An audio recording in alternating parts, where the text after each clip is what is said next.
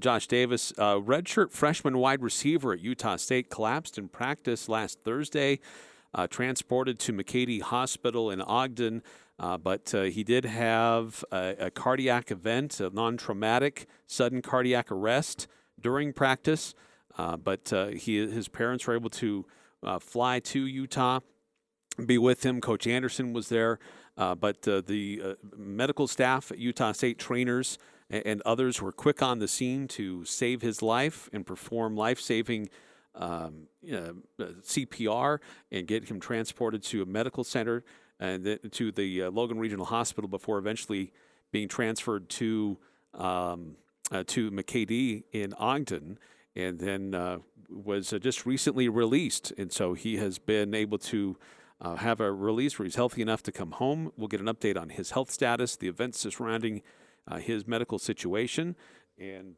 hear from Coach and others as this has been an amazing situation for Utah State football, and how that affected the players and the coaching staff and others to go through that. Practices were canceled for last week. Practices did start to resume this week, and with the good news of Davis and his health. But again, we're going to get more details from the athletic training staff, Mike Williams. Others will be in assistance today. Assistant trainers Brady Mullner, Kendra Gilmore also will be available today during this press conference to answer any questions. Coach Blake Anderson expected to be in attendance as well. And Josh's parents, Matt and Chrissy Davis, were able to quickly fly from California to be by Davis in his bedside and help him in his recovery over this last week in Ogden, but now he has been released, and great news there. So press conference getting underway this morning at Utah State University. Jason Walker is there in attendance, and we will join that press conference as it's getting underway.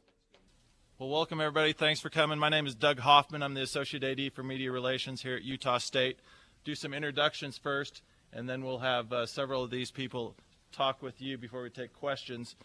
Starting to my right, head football coach Blake Anderson, along with Josh Davis and his parents, Chrissy and Matt.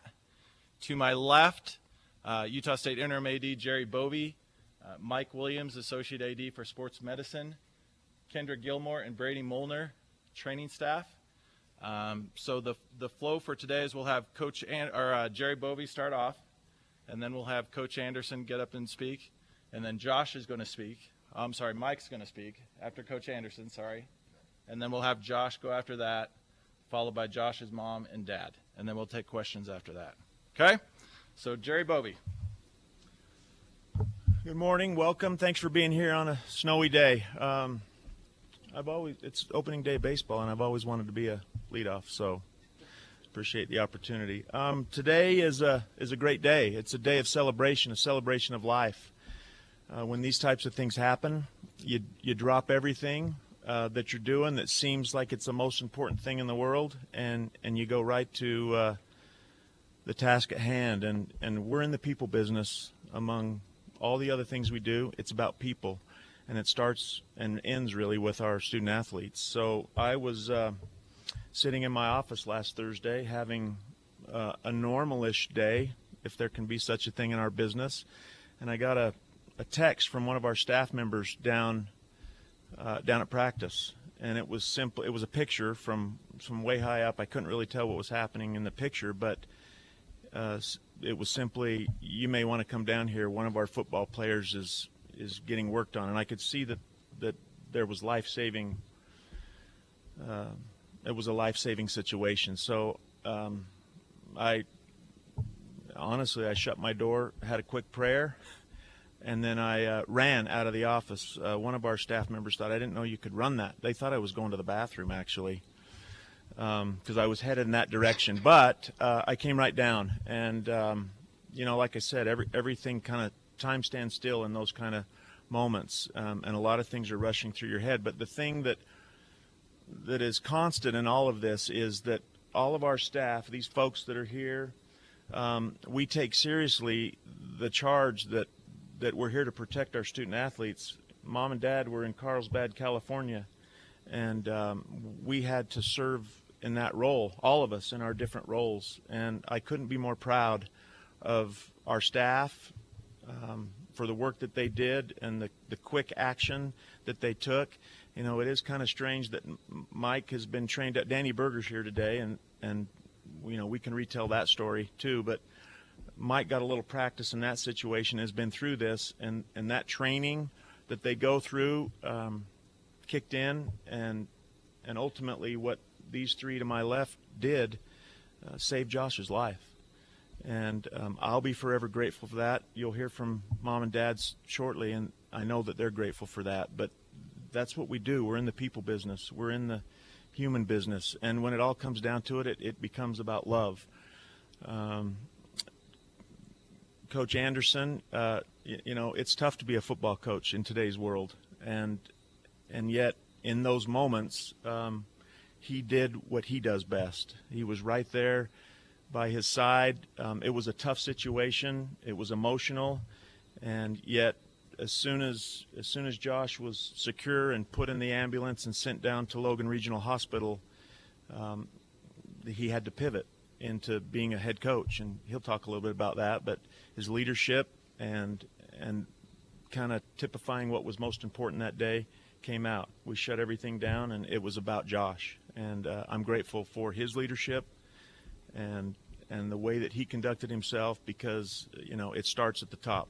How we act, what we do, and what our focus is on comes out in moments like this. So I appreciate that. The common denominator to all this is love, because in the end, we love these young men and young women that we have charge over, the 400-plus student athletes in our program, and we take seriously our charge to protect them and watch over them. And it's never been more difficult to be in our business than it is today with all of the things that we have to deal with. We're managing social media and trying to shut down, you know, the business side of telling that story, so that the human side comes out and in the forefront. So, you know, again, we appreciate you being here. This is a celebration of what matters most, and we're really grateful that Josh is with us.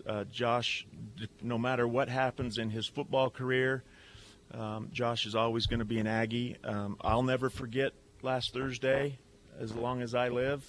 It will be one of those things that in my short book that I write one day, it'll be a major chapter of gratitude and success for how our staff worked. I mean, we spent time, you know, Coach and I were at 3 a.m. We're down there early Friday morning, and everyone kept saying, "You can leave. I got this. Everybody can leave." Kendra was there. Nobody wanted to leave, because until Mom and Dad showed up, we felt the responsibility to be there for Josh. The other thing I want to say is that the will to live is strong. You know, when I got to the field, you had all of our folks kneeled around Josh, as well as paramedics and others that were there talking to him. You know, someone had said, "He can hear you," and they were all just talking to him, encouraging him to fight, and he was fighting. I learned a little bit about Josh that day. He's a fighter.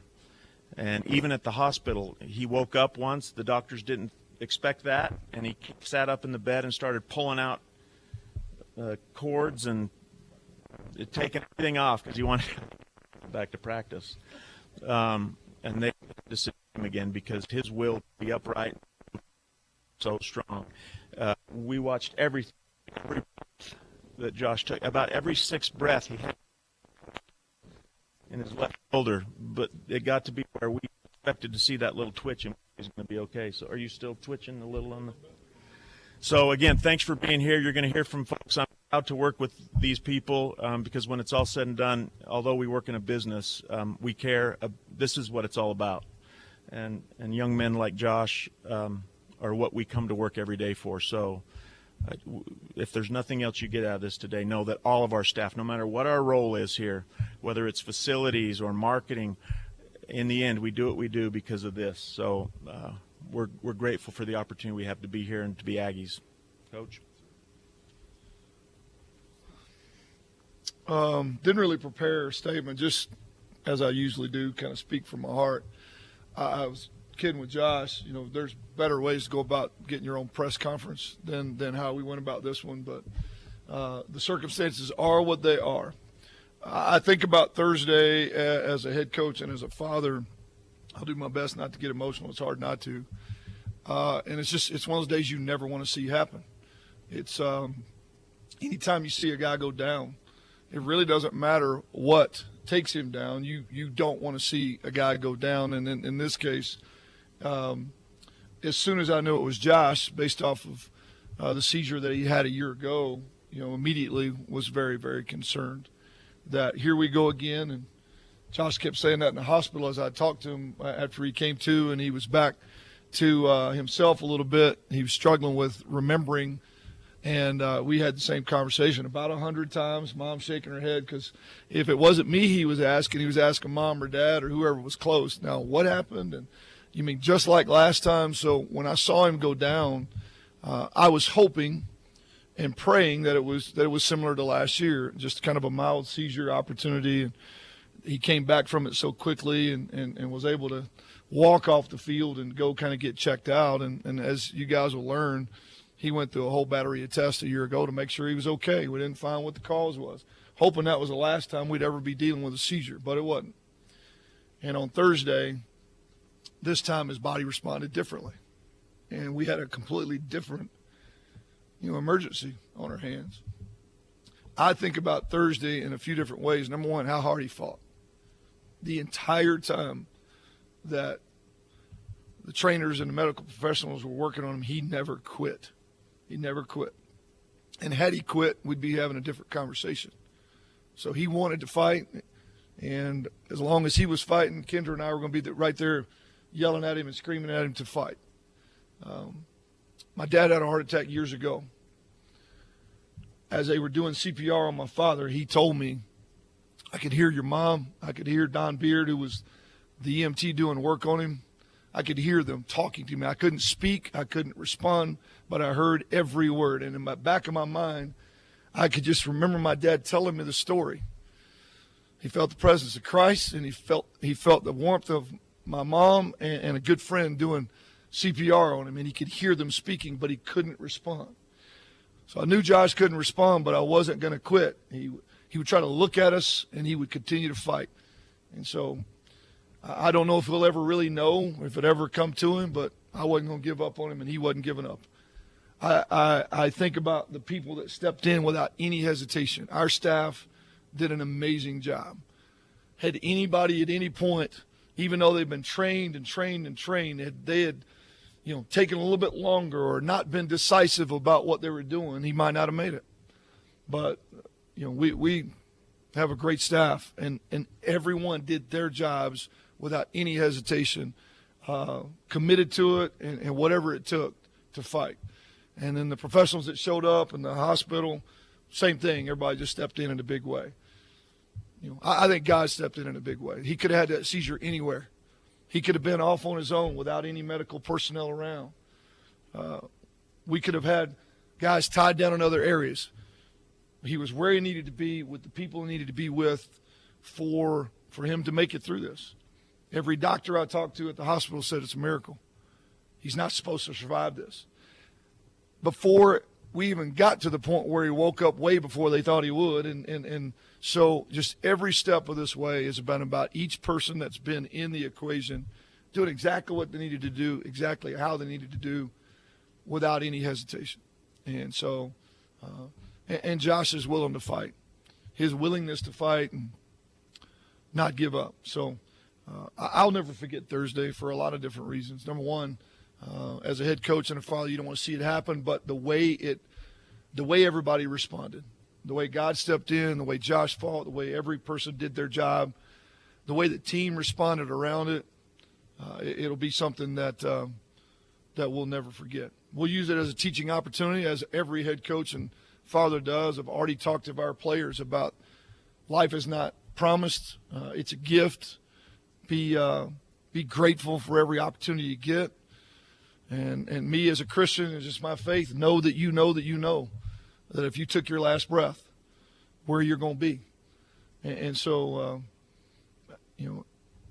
Josh's life is going to change moving forward, but he's still going to be part of our family.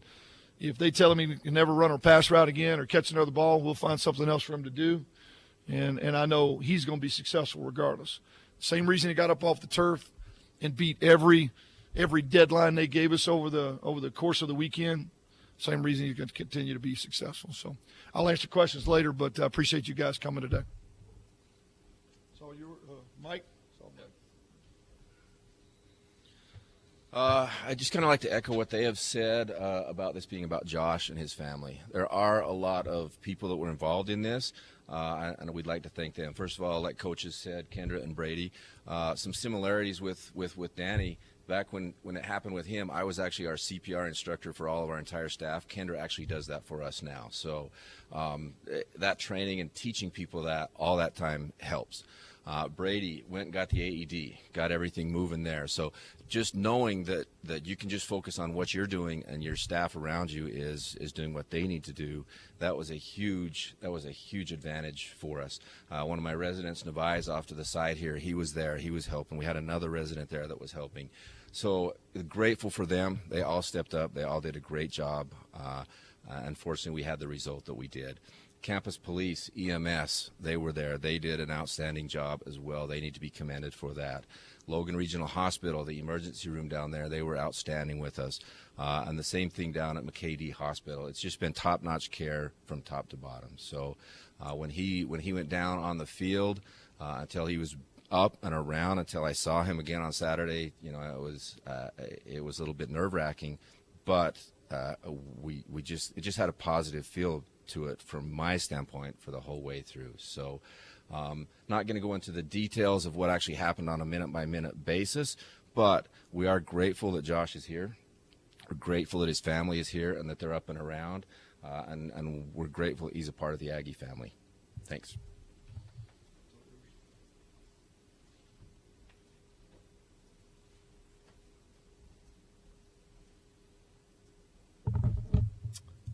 So I just wanted to say a few words and a few thank yous, to a bunch of people I'm very grateful for.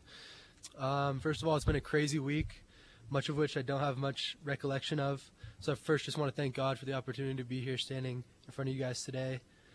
Exactly a week ago, I was lying on the field, fighting for my life, and now I'm able to walk into this room and talk to all of you, so I'm just very blessed to be here.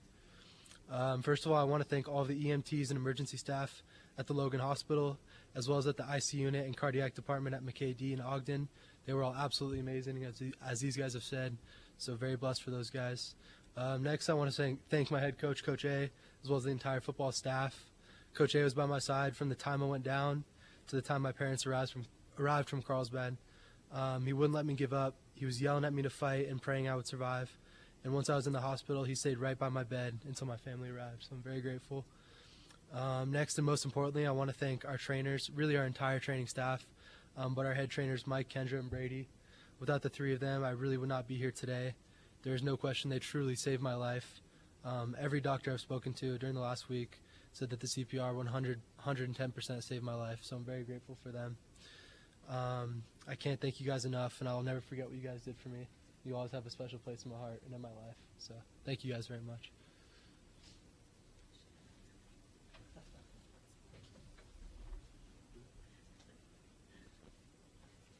I shouldn't have gone after him, but I just wanted to say, obviously, a quick thank God for this miracle, and thank you guys so much. I can't thank everybody so much. Words can't express it. And I also want to say thank you to all the people that have been saying prayers and sending support and their love, our family and our friends. We have so many people back home that are taking care of our daughter and just reaching out to us, and everyone here and all the medical staff and our family and friends, just thank you beyond words. Thank you. Thank you.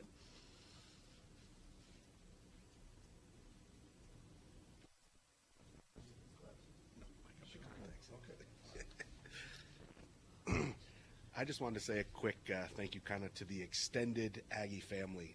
When we were in the hospital, it was amazing how many people either called, emailed, came to visit. We had alumni, we had coaches, we had other students, teammates. It was just amazing. Each time they walked in, it kind of brightened Josh up, and it was just unbelievable. And when you send your first kid away to college, it's always a little nerve-wracking. And then when it's an athlete, it's even more. So you're always worried, who's watching them, who's taking care of them. And I can say to anybody that's watching this, that's not something you have to worry about at Utah State. It was unbelievable what everyone did, the communication. As you've heard, we had to get here from California, so people were saying, okay, when you land, call us. Right before you take off, call us. We'll give you an update. And the communication the whole way out here, those few hours when we were traveling out here was unbelievable.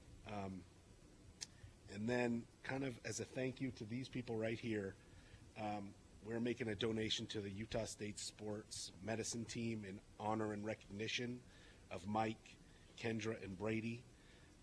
We hope anyone watching this will consider also making a gift in support. And our goal is to use these gifts in an endowment in recognition of Mike, Kendra, and Brady that will provide funding to the USU Sports Medicine Team for years to come.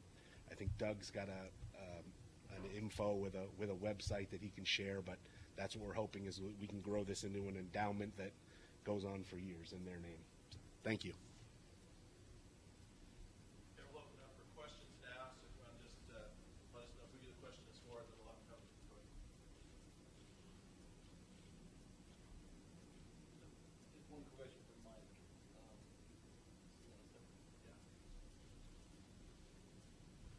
Just curiosity. It's like with Danny, the AED device was newly installed, was fairly close. Like, how close is that device in the stadium? We keep it on the field. We keep all that stuff. All of our emergency stuff is on the field with us. So it was. When he went down, Kendra was right there. I was probably 10, 15 yards away. So and the AED was within 50 yards. I don't know exactly how long that took. We were busy with other things, but the advantage of having staff there, kind of like with Danny, a student manager knew what it was because we had trained him, and he had actually had other training as well. So as soon as he went down, he went and got it. And here, the same thing, Brady ran and grabbed it as soon as he went down. So we keep all that stuff out on the field with us.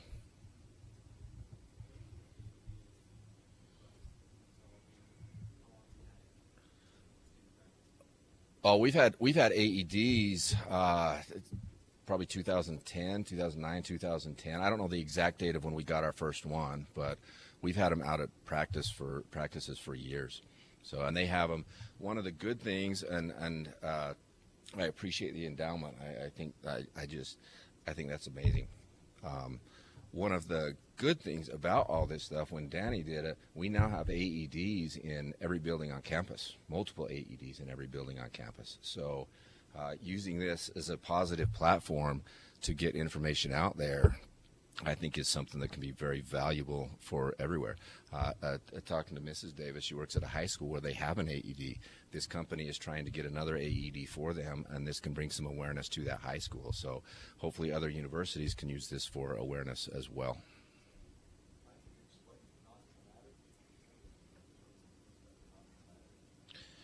That's kind of a media term. It was pretty traumatic. Yeah. Basically, they use non-traumatic, meaning you didn't get hit. So I think that's kind of where that is. Yeah, I mean that's basically what it was. If he'd have taken a hit in the chest, then it's a football collision injury, probably considered a traumatic injury. But it was pretty traumatic.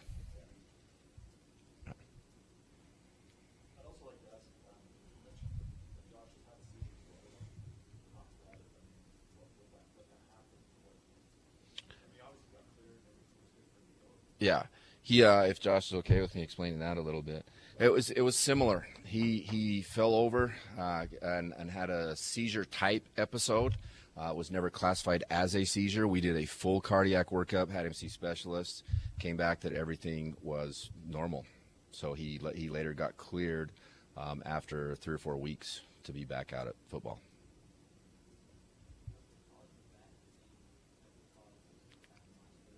They haven't found any. I don't know. We don't have anything on that. I don't know if they've told the family anything. They still haven't Yeah. found the cause after all the tests we went through. They still Yeah.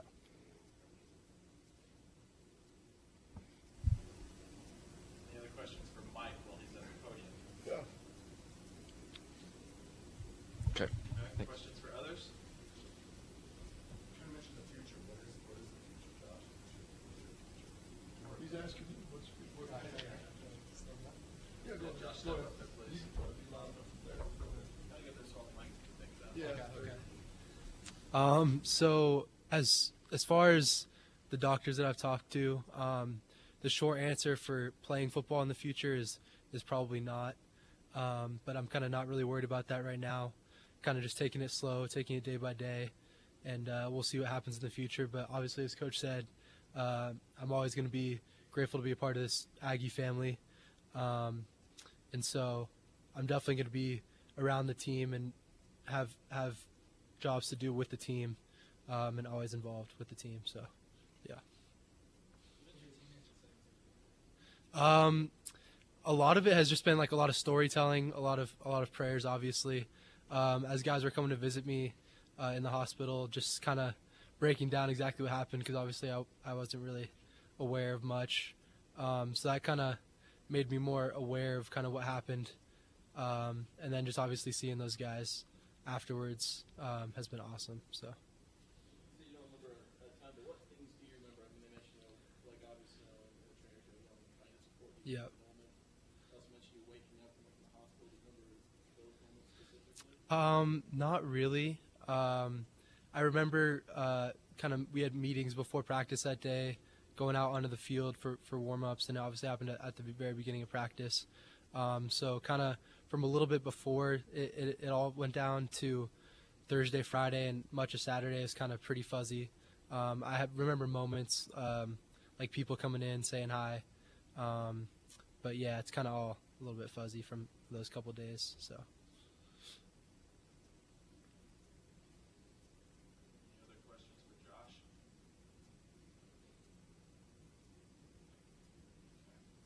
Questions for anybody else?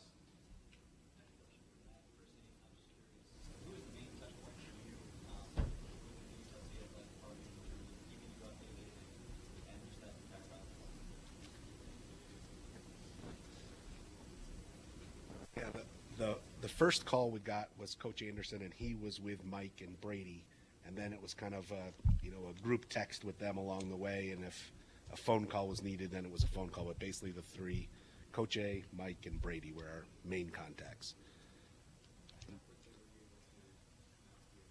So we got the call probably 3:30 California time, 4 o'clock, and then unfortunately that late in the day it was hard to find a direct flight, but then we got to Ogden maybe 1 o'clock in the morning. Okay. Thanks for everybody for coming out today.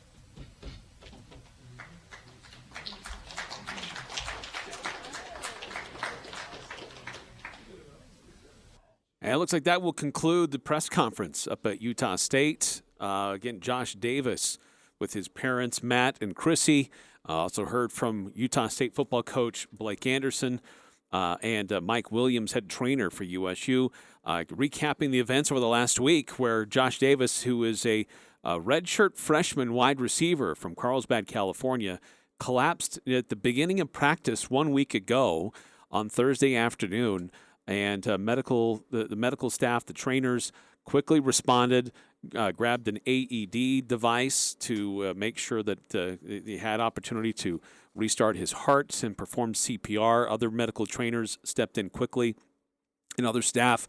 We heard earlier Blake Anderson recalling the story of his father who suffered a heart attack several years ago and who was able to come out of it. He CPR performed on him. And having him, Blake Anderson, talk about that experience and how his dad could hear the people around him, but he couldn't respond or communicate back. And certainly using that as his inspiration to continue to coach and encourage Josh Davis to fight and to hang in there. Davis was, once he was somewhat stabilized, he was transported to Logan Regional Hospital and then flown to an intensive care unit at McCady Hospital in Ogden, where he was on life-sustaining equipment, and then after a few days, able to recover enough to be able to breathe on his own and continue to make a recovery. Yeah, interesting comments and stories there from Mike Williams, Blake Anderson, parents Matt and Chrissy Davis, as well as some comments from Josh Davis himself. And it looks like football is probably not in his near-term future for what he medically can do. But Blake Anderson making it clear that Josh Davis will be an Aggie for life, and there are things that they do plan to do to keep him involved with the team and a part of what they have planned this year. So, again, some great comments and notifications from what's going on from the scene at Utah State University, the Josh Davis and his recovery, now able to walk into the press conference under his own power and get an update on his health and the situation and the stories behind it. And then certainly this is not new for Utah State. This has been something that's happened before. Danny Berger had a cardiac event in practice for basketball over about a decade ago when Mike Williams on the scene then, and they were able to revive him and get him back to eventually contributing with the basketball team after about a year. But not sure that it'll be the same situation here with Josh Davis, but as he said, he's going to be taking it slow and see what happens with his condition and moving forward. But this is a player who suffered a seizure in practice about a year ago and went through a battery of tests to make sure he was medically cleared to continue to participate and practice in football. And so a little bit of a history there with him, but certainly a different, more intense situation that took place this last Thursday. But now he's back in Logan, and he's going to be continue to help the team in other ways rather than being on the field.